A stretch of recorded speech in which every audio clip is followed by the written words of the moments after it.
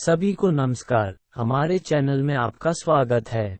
आज हम चल रहे यूक्रेन संकट में नवीनतम विकास पर चर्चा करते हैं, जैसा कि विभिन्न समाचार पत्रों ने रिपोर्ट किया है।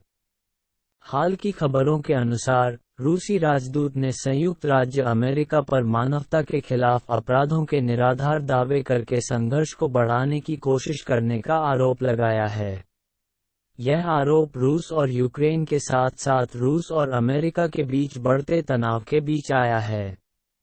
रूस के दूत का दावा है कि अमेरिका इस क्षेत्र में अपने सैन्य और राजनीतिक हस्तक्षेप को सही ठहराने के लिए मानवाधिकारों के उल्लंघन के निराधार आरोपों का इस्तेमाल कर रहा है। उनका ये भी सुझाव है कि अमेरिका रूस को भड़काने और आगे की आक्रामकता का बहाना बनाने की कोशिश कर रहा है। इस बीच, अमेरिका ने यूक्रेन में रूस की कार्रवाई की निंदा की है और यूक्रेन की क्षेत्रीय अखंडता और संप्रभुता के लिए अपना समर्थन व्यक्त किया है।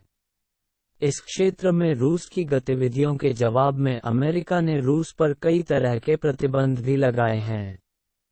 आगे बढ़ने और हिंसा के जोखिम के साथ, यूक्रेन में स्थिति जटिल और तनावपूर्ण बनी हुई है। इसमें शामिल सभी पक्षों के लिए यह महत्वपूर्ण है कि वे शांतिपूर्ण और स्थायी समाधान तक पहुंचने के लिए धैर्य रखें और रचनात्मक बातचीत में शामिल हों। रूसी राजदूत की टिप्पणियां अमेरिकी विदेश मंत्री एंटनी ब्लिंकन के एक बयान के जवाब में आईं, जिन्होंने हाल ही में रूस पर पूर्वी यूक्रेन में नागरिकों के खिलाफ भयानक कृत्यों का आरोप लगाया था। ब्लिंकन ने डोनबास क्षेत्र में चल रहे संघर्ष का भी उल्लेख किया, जहां यूक्रेनी सेना ने 2014 से रूस समर्थित अलगाववादियों से लड़ाई लड़ी है। रूसी राजदूत दिमित्री पोलिस्की ने ब्लिंकन पर नकली समाचार फैलाने और यूक्रेन में स्थिति को भड़काने का आरोप लगाते हुए प्रतिक्रिया व्यक्त की। पोलिस्की ने अमेरिका पर सऊदी अरब जैसे सहयोगियों द्वारा मानवाधिकारों के हनन की अनदेखी करने का भी आरोप लगाया। यूक्रेन की स्थिति वर्षों से रूस और पश्चिम के बीच तनाव का एक प्रमुख बिंदु रही है।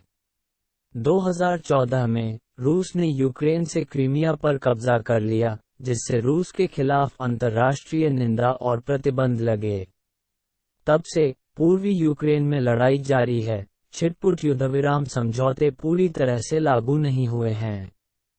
सैन्य चालों में हालिया वृद्धि और दोनों पक्षों में बयानबाजी ने संघर्ष में एक नई वृद्धि की आशंकाओं को हवा दी है।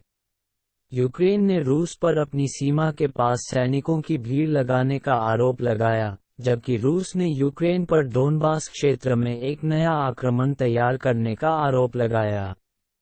संयुक्त राष्ट्र के अनुसार, 2014 में संघर्ष शुरू होने के बाद से 13,000 से अधिक लोग मारे गए हैं और 1.6 मिलियन से अधिक लोग अपने घरों से भागने को मजबूर हुए हैं।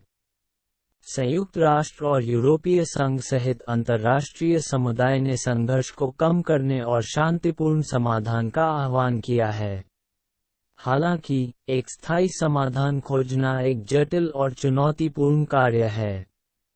संघर्ष का यूक्रेनी अर्थव्यवस्था पर भी महत्वपूर्ण प्रभाव पड़ा है। युद्धग्रस्त डोनबास क्षेत्र के साथ कभी देश का एक औद्योगिक बिजली घर था, जो अब भारी क्षतिग्रस्त हो गया है और आर्थिक रूप से संघर्ष कर रहा है।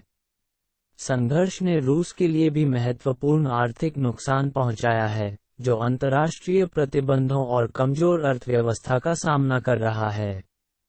वीडियो देखने के लिए आप सभी का धन्यवाद।